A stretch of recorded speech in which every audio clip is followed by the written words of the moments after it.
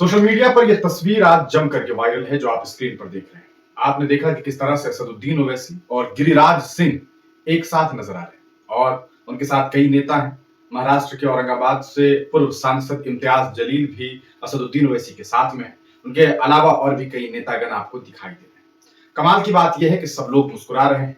ये मुस्कुराने वाली तस्वीर सोशल मीडिया पर खूब वायरल है। लोग तरह तरह की बात कर रहे हैं, अपनी अपनी राय लिख रहे हैं और कई लोग इस पर जो है कटाक्ष करते हुए भी दिखाई दे रहे हैं। कुछ लोगों को ये बात समझ में नहीं आ रही है कि असदुद्दीन ओवैसी आखिरकार गिरिराज सिंह से मिलने के लिए कैसे चले गए। उस गिरिराज सिंह से जिन्होंने बार बार कई बार जो है असदुद्दीन ओवैसी को पाकिस्तानी प्रेमी बताया, तो कभी एक तरह से देशद्रोही बताने का काम किया, कभी पाकिस्तान हितैषी बताने का काम किया, तो कभी कहा सकता है बांग्लादेश हितैषी बताने का काम किया। अलग अलग बार अलग अलग आरोप लगाए गए उनके ऊपर।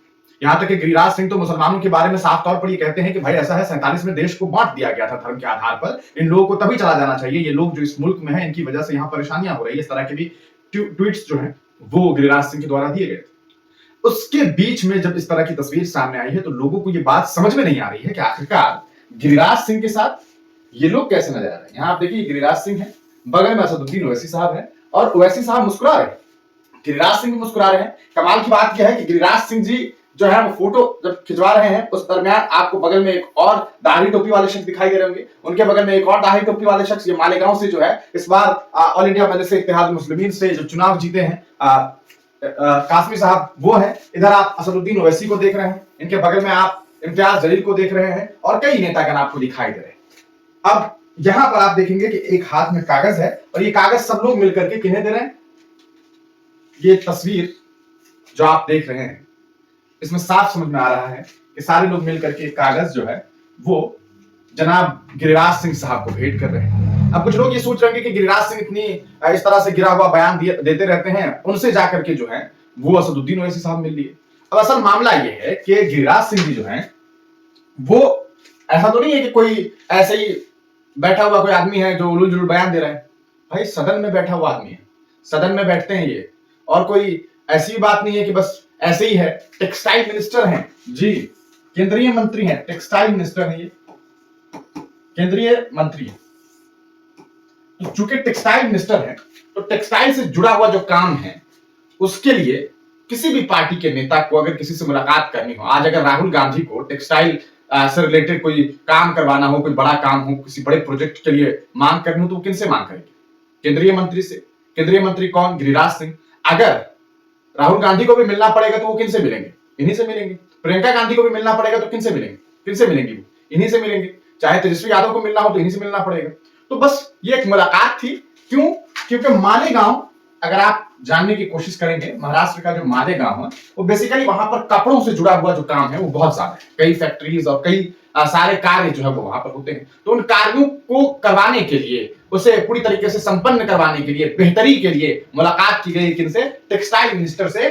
और एक कहा जा सकता है कि गुजारिश, कहा जा सकता है एक मांग जो है वो जो है इनसे की गई, और ये इसी की तस्वीर है। इसका असदुद्दीन ओवैसी साहब और इनसे कोई लेना देना नहीं है। कुछ लोग तो बाज़ाब्ता इसे बीजेपी की बी टीम के तौर पर देखने की कोशिश कर रहे हैं, जबकि ये बहुत ही फजूल सी बात है। ये तस्वीर सोशल मीडिया पर लोग बस इसलिए वायरल कर रहे हैं कि एक साहब हैं जो हिंदुओं के खिलाफ, हिंदुओं से के मंचों पर बैठ करके मुसलमानों के खिलाफ कई बार जहर उगलते हुए दिखाई दे रहे हैं, और एक साहब हैं जो बार बार ये कहते हैं कि देश में संविधान पर जो है वो आंच आ रही है, देश में संविधान को कुचलने की कोशिश की जा रही है। कुछ लोग हैं जो देश को तोड़ने की कोशिश कर रहे हैं, मुसलमानों के खिलाफ जहर उगलने का काम किया जा रहा है। ये दो लोग जब एक साथ मिलते हैं और जब दोनों मुस्कुराते हैं तो लगता है कि सियासी लोग हैं, सियासत करते हैं और सियासी मंचों से तरह तरह की बातें कर देते हैं। जो गिरिराज सिंह जी ऐसी ऐसी बातें करते हैं कि इनकी वजह से हमारी बहन बेटियां सुरक्षित नहीं है, उन्हीं में से, उन्हीं कौम, उन्हीं मजहब के लोगों के साथ जब इस तरह से मुस्कुराते हैं तो लोग ये बात समझते हैं कि भाई राजनीति है और ये सब तमाम बातें राजनीतिक होती है। वरना असल में ये लोग इंसान हैं, और इंसान जब आपस में मिलता है, सामने आता है, आप देखिए इन तस्वीरों में कहीं भी आपको नफरत नहीं दिखाई दे रही होगी। आपको लगेगा कि एक शख्स है जिसके माथे पर टीका है,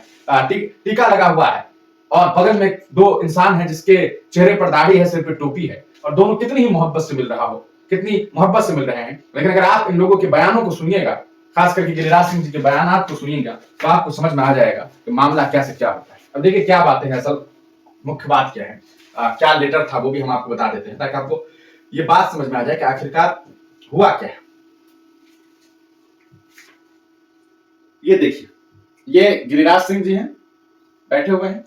यहाँ पर आपको असदुद्दीन ओवैसी साहब दिखाई दे रहे हैं, यहाँ आपको इम्तियाज जलील दिखाई दे रहे हैं, यहाँ आपको मालेगांव के विधायक दिखाई दे रहे हैं, और भी कई सारे लोग हैं। लगभग सब लोग मुस्कुरा ही रहे हैं। यहाँ पे देखिए साहब मुस्कुरा रहे हैं, ओवैसी साहब बातचीत कर रहे हैं, लगता है मुस्कुरा ही रहे हैं, और सबके आपस में बातचीत हो रही है। इस बातचीत के पीछे की वजह क्या है? चलिए, ये एक लेटर है, आप देखिए।